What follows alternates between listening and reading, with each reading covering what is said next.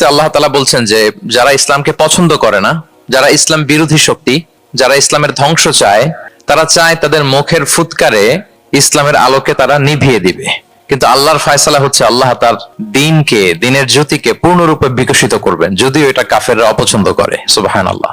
এবং তিনি আল্লাহ তাআলা রাসূলকে প্রেরণ করেছেন হেদায়েত দিয়ে আর সত্য ধর্ম দিয়ে, দ্বীনে হক দিয়ে, যাতে করে মানব রচিত যত ধর্ম আছে, মতবাদ আছে, সবকিছুর কবর রচনা করে এগুলোর উপরে আল্লাহ তাআলা দ্বীন ইসলামকে বিজয়ী করতে পারেন, যদিও এটা মুশরিকদের কাছে খুব অসহনীয়। তাহলে এই আয়াত দুটি থেকে আমরা বুঝতে পারলাম যে ইসলামের বিজয় অবশ্যম্ভাবী। এই পৃথিবীতে ইসলামের বিজয়, অগ্রগতি, অগ্রযাত্রা কেউ ঠেকিয়ে রাখতে পারবে না।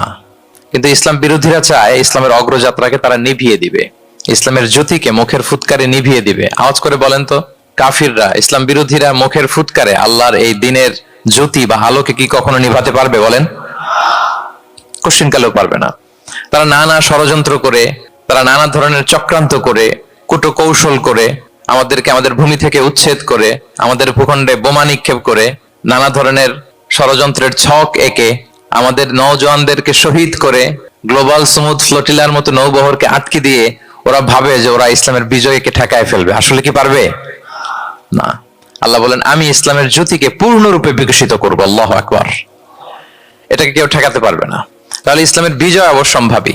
এটা হচ্ছে আজকের আমার আলোচনার টপিক, যে ইসলামের বিজয় এটা অবশ্যম্ভাবী, অ্যাবসলিউটলি অ্যাবসলিউট, এটা হবেই, এটাকে কেউ ঠেকাতে পারবে না। ওয়াদাটা কার বলেন তো? সবাই একটু আওয়াজ করে বলুন, ওয়াদা কার? এটা আল্লাহর ওয়াদা, যে আল্লাহ তাআলা তার জমিনে তার দ্বীনকে তিনি বিজয়ী করবেন, ডমিনেন্ট করবেন, পাওয়ারফুল করবেন। পৃথিবীর কোন শক্তি ইসলামের এই বিজয়কে, অগ্রযাত্রাকে আটকাতে পারবে না। ইসলামের বিজয় সুনিশ্চিত। ইসলাম বিজয়ী হবেই, আপনাকে নিয়ে বা আপনাকে ছাড়া, আমাকে নিয়ে কিংবা আমাকে ছাড়া। আই রিপিট, আমি আবারও বলছি, ইসলামের বিজয় হবেই হবে, আপনাকে সহ বা আপনাকে ছাড়া, আমাকে সহ বা আমাকে ছাড়া, বিজয় হবেই। সো আমি যদি এই মহাবিজয়ের একটা অংশীজন হতে পারি, এটা আমার জন্য লাখ। কি বলেন? এই বিজয়ের পার্ট যদি আমি হতে পারি, এই ভিক্টরির একটা পার্ট যদি, অংশ যদি হতে পারি, তো এটা আমার জন্য ব্লেসিংস, আমার সৌভাগ্য। ঠিক কিনা বলেন? এখন বলেন, আমরা সেই সৌভাগ্যের অধিকারী হতে চাই কি চাই না? হতে চাই না সবাই? আল্লাহ তাআলা কবুল করুক, আমরা পড়ে আমিন। তাহলে আল্লাহর ওয়াদা, ইসলামের বিজয় হবেই হবে, সুনিশ্চিত, কোনো সন্দেহ নাই। কেউ এই বিজয়কে ঠেকাতে পারবে না। ইসলামের বিজয় হবে আমাকে নিয়ে বা আমাকে ছাড়া, আপনাকে নিয়ে বা আপনাকে ছাড়া, বিজয় হবেই। তবে আমরা যদি লেগে থাকতে পারি, এটা আমাদের জন্য সৌভাগ্যের। এবং আমরা যদি দেখি, আল্লাহ রাসূল সাল্লাল্লাহু আলাইহি ওয়া আলিহি ওয়াসাল্লাম তিনিও এরকম ভবিষ্যৎবাণী তিনি করে গিয়েছেন যে ইসলামের বিজয় অবশ্যম্ভাবী। মুসনাদে আহমদ ইবনে হাম্বলের হাদিস তিনি বলেন, লা ইয়াবলুগান্না হাযাল আমরু মা বালাগাল লাইলু ওয়ান নাহার ওয়া লা ইয়াতরুকুল্লাহু বাইতা ওয়াবার ওয়া লা মাদার ইল্লা আদখালাহুল্লাহু হাযাদ দ্বীন। এই দ্বীন ইসলাম, এই লা ইলাহা ইল্লাল্লাহর বাণী পৌঁছে যাবে গোটা বিশ্বব্যাপী। যেখানে দিন হয়, রাত হয়, দিন রাত্রির আবর্তন পৃথিবীর যেখানে ঘটে, সেখানেই কালেমার বাণীকে পৌঁছে দিবে কে? এই পৃথিবীতে এমন কোনো কাঁচা পাকা ঘর থাকবে না যে এই ঘরে লা ইলাহার বাণী পৌঁছাবে না। সুবহানাল্লাহ। পৃথিবীতে এমন কোনো জায়গা থাকবে না, এটা হোক মরুভূমি, হোক জঙ্গল, হতে পারে পাহাড়, হতে পারে কোনো আদিবাসী নৃগোষ্ঠী থাকে, পৃথিবীর এমন কোনো জায়গা থাকবে না যেখানে লা ইলাহার বাণী পৌঁছাবে না, পৌঁছে যাবে। সহিহ মুসলিমের আরেক বর্ণনায় আল্লাহ রাসূল সাল্লাল্লাহু আলাইহি ওয়া আলিহি ওয়াসাল্লাম তিনি বলেন, ইন্নাল্লাহা যাওয়ালি আল আরবা ফারাআইতু মাশারিকাহা ওয়া মাগারিবাহা ওয়া ইন্না মুলকা উম্মতি সায়াবলুগু মা যুবিয়া লি মিনহা। তিনি বলেন, আল্লাহ তাআলা গোটা বিশ্বটাকে ছোট করে একটা রেপ্লিকা বানিয়ে আমার চোখের সামনে তুলে ধরেছেন। আমি পৃথিবীর প্রাচ্য পাশ্চাত্য সবটুকুন দেখেছি, আর আমি যদ্দূর দেখেছি ঠিক তদ্দূর কালিমার বাণী পৌঁছে যাবে। সুবহানাল্লাহ পড়বেন না? তার মানে গোটা বিশ্বব্যাপী ইসলামের সুমহান বাণীকে পৌঁছে দিবে কে? আল্লাহ পৌঁছে দিবেন। আল্লাহর ওয়াদা আর নবী আলাইহিস সালামের ভবিষ্যৎবাণী। তো ইসলামের এই বিজয়ের অংশী যেন আমরা হতে পারি, আল্লাহ আমাদেরকে তৌফিক দান করুক। আপনি যদি বর্তমান পৃথিবীর দিকে তাকান, তাহলে দেখবেন যে ইসলামের বিরুদ্ধে এত ষড়যন্ত্র, এত কনস্পাইরেসি, এত অত্যাচার, অপারেশন, এত কিছুর পরেও ইসলাম হচ্ছে world's fastest growing religion right now. পৃথিবীর সবচাইতে গ্রোয়িং রিলিজিয়ন হচ্ছে ইসলাম, সবচাইতে। আপনি দেখেন, জরিপ চালিয়ে একটু খোঁজ খবর নিয়ে দেখেন, সারা ওয়ার্ল্ডে দ্য ফাস্টেস্ট গ্রোয়িং রিলিজিয়ন হচ্ছে ইসলাম। সবচাইতে বাড়ন্ত, যেই ধর্মের ভেতরে মানুষ বানের পানির মতো প্রবেশ করছে, সেই ধর্মটার নাম কি? ইসলাম। মানুষ প্রবেশ করছে বানের পানির মতো। আপনি পশ্চিমা বিশ্বে দেখেন, প্রতি জুমাবারে অনেক অমুসলিম, নন মুসলিম, ইহুদি, খ্রিস্টান, এইথিস্ট, সংশয়বাদী, অ্যান্টাগনিস্ট, তারা এসে শাহাদা বাণী পড়ে মুসলমান হয়ে যাচ্ছে প্রতি জুমাবার। নারী পুরুষ নির্বিশেষে, আস্তিক নাস্তিক নির্বিশেষে প্রতি জুমাবারে তারা এসে শাহাদা পড়ে মুসলমান হয়ে যাচ্ছে। এটা তো মসজিদের খবর। রাস্তাঘাটেও আমাদের পশ্চিমা বিশ্বের দায়ীরা রাস্তার মধ্যেও দাওয়াতি কাজ করে, আলহামদুলিল্লাহ। এটাকে স্ট্রিট দাওয়া বলে। এই যে এরকম টেবিল নিয়ে বসে কোরআনের ট্রান্সলেশন নিয়ে, কিছু ইসলামের সহজ সরল বই নিয়ে তারা নন মুসলিমদের সাথে ইসলাম নিয়ে কথা বলে। আর ওরা খুব ফ্রেন্ডলি মানুষের সাথে মেশে কথা বলে, ফলে ইজিলি তাদেরকে অ্যাপ্রোচ করা যায়। তো তাদেরকে অনেকে জিজ্ঞেস করে যে তোমার ধর্ম কি, তোমার বাবার ধর্ম কি, what do you think about life after death, মৃত্যুর পরের জীবন নিয়ে তোমার ভাবনা কি, তোমার দাদা কোথায় গেল, তোমার বাবা কোথায়, তো চলে গেছে, তুমিও কোথায় যাবা। এইভাবে যখন জিজ্ঞেস করে নন মুসলিমদেরকে, তাদেরকে যখন ভাবাতে ভাবাতে ভাবাতে ভাবাতে ইসলামের বাণীগুলো যখন তাদের সামনে পেশ করে, তারা যখন কনভিন্সড হয়, অনেক খ্রিস্টিয়ান, অনেক জুইশ, অনেক নন মুসলিম ওই রাস্তার ওই দাওয়া কাজের মধ্যে, স্ট্রিট দাওয়াতেই ওইখানেই ঘোষণা দেয় আশহাদু আল্লা ইলাহা ইল্লাল্লাহ ওয়া আশহাদু আন্না মুহাম্মাদান আবদুহু ওয়া রাসূলুহু।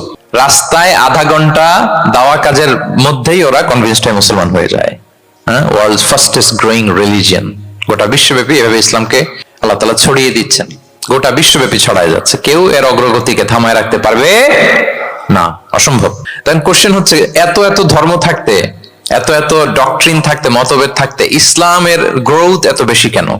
গোটা বিশ্বতে দেখি মুসলমানরা মার খায়, ফিলিস্তিনে মার খাচ্ছে, আরাকানে মার খাচ্ছে, কাশ্মীরে মার খাচ্ছে, সব জায়গায় আমরা অপ্রেসড। তারপরেও মানুষের এত অ্যাট্রাকশন কেন ইসলামের প্রতি?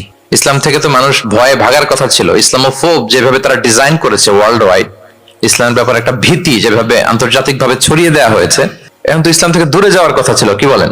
কিন্তু তার বিপরীতে বানের পানির মতো মানুষ ইসলাম ধর্মে ঢুকছে, লা ইলাহা পড়ে তারা সৌভাগ্যবান হচ্ছে। এর কারণটাকে আজকে আমরা এই কারণটা উদ্ধার করবার চেষ্টা করবো, যে কেন হওয়ার কথা ছিল ইসলামের কথা শুনলে মানুষ ভয় পাবে না, সে নন মুসলিমরাই ইসলামের সুশীতল সুমহান বাণীর নিচে আশ্রয় নিচ্ছে। এর কারণটা কি? এই কারণগুলো আজকে আমরা বলবো।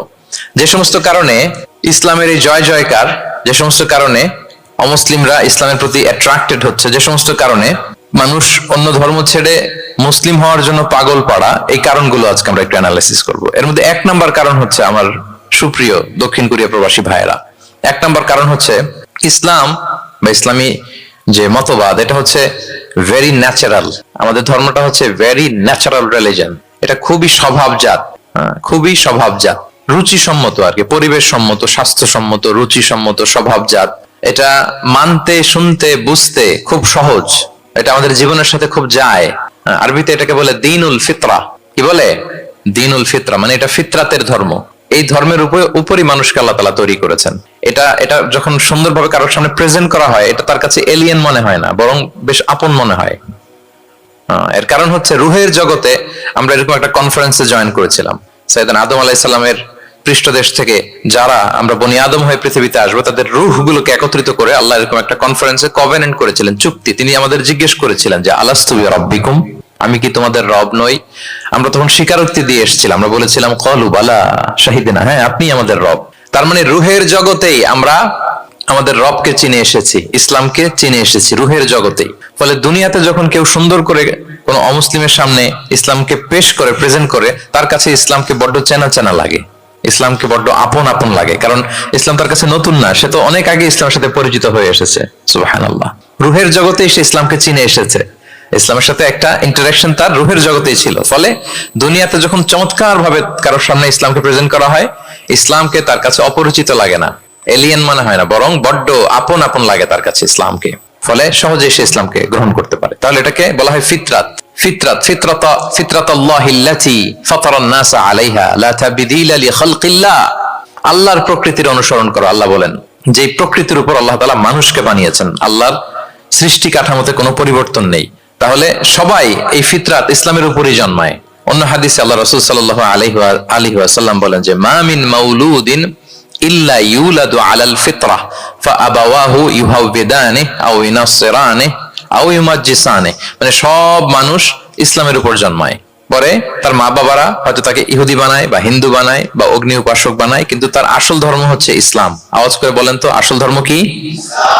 আসল ধর্ম ইসলাম। সে ফিতরাতের উপর জন্মগ্রহণ করেছে, এমনিতেই বাই ডিফল্ট তার মনটা ইসলামের দিকে টানে। এই পৃথিবীতে যা কিছু ভালো, যা কিছু কল্যাণকর, যা কিছু আমাদের সাথে খাপ খায়, সুইট করে, সহজে সুইটেবল হয়, এটাই ফিতরাত। এটাই কি? ফিতরাত। তো সব মানুষ ফিতরাতের উপর জন্মেছে, ইসলামের উপর জন্মেছে। মেরাজের রাতে রাসূল সাল্লাল্লাহু আলাইহি ওয়াসাল্লামকে দুইটা পেয়ালা দেয়া হয়েছে। তিনি বললেন, উতি চুবি ইনা আইন, আমাকে জিব্রাইল আলাইহিস সালাম দুইটা বাটি দিল বা পেয়ালা দিল। ফি আহাদিহিমা লাবান ওয়া ফিল আখারি খামর, এর একটার মধ্যে ছিল দুধ আর একটা মদ। আমি দেখতে পাচ্ছিলাম না কোনটাই কি। আমাকে যখন দেয়া হলো ফা আখাযতুল লাবান, আমি দুধের বাটি নিলাম। তখন জিবরিল আলাইহিস সালাম বললেন, আসবতাল ফিতরা, আপনি ফিতরাতটাই নিয়েছেন, মানে যেটা ভালো ওইটাই নিয়েছেন, যেটা আপনার সাথে সুইট করে ওইটাই নিয়েছেন। সুবহানাল্লাহ পড়েন। তাহলে ইসলাম হচ্ছে দ্বীনুল ফিতরা, এটা ফিতরাতি ধর্ম, এটা অতিরিক্ত চাপিয়ে দেয়া না, এটাই আমাদের ধর্ম। এজন্য ইসলামকে প্রেজেন্ট করলে আমাদের সামনে সুন্দরভাবে, এটা আমাদের কাছে অস্বাভাবিক মনে হয় না, খুবই স্বাভাবিক মনে হয়, ভেরি ন্যাচারাল মনে হয় ইসলামকে আমাদের কাছে। এটা হচ্ছে ফিতরাতের ধর্ম। এই কারণে অমুসলিমরা ইসলামের প্রতি আকৃষ্ট হচ্ছে, কারণ ইসলাম মানা, ইসলাম বোঝা, ইসলামকে প্র্যাকটিস করা মানুষের জন্য সহজ। এটা স্বভাবজাত ধর্ম, তার এটা ভেরি ন্যাচারাল, প্রাকৃতিক, রুচিসম্মত, স্বভাবসম্মত। এজন্য ইসলামের প্রতি মানুষ আকৃষ্ট হয়। এই পয়েন্টটাকে সবাই বুঝতে পেরেছেন? দ্বীনুল ফিতরা বুঝতে পেরেছেন সবাই? আচ্ছা, এটা হচ্ছে ন্যাচারাল রিলিজিয়ন, এই কারণে মানুষ আকৃষ্ট হয়। 2 নাম্বার, ইসলামের প্রতি এত আকৃষ্ট হওয়ার কারণ হচ্ছে দ্য ইউনিভার্সালিটি অফ ইসলাম। আরবিতে এটাকে বলে আল উমুম, মানে ইসলামের সার্বজনীনতা। ইসলাম হচ্ছে ভেরি ওপেন মাইন্ডেড রিলিজিয়ন, সবাইকে অ্যাকোমোডেট করতে পারে। পৃথিবীতে যত ফেইথ আছে, ইসলাম is more accommodative than any other faith.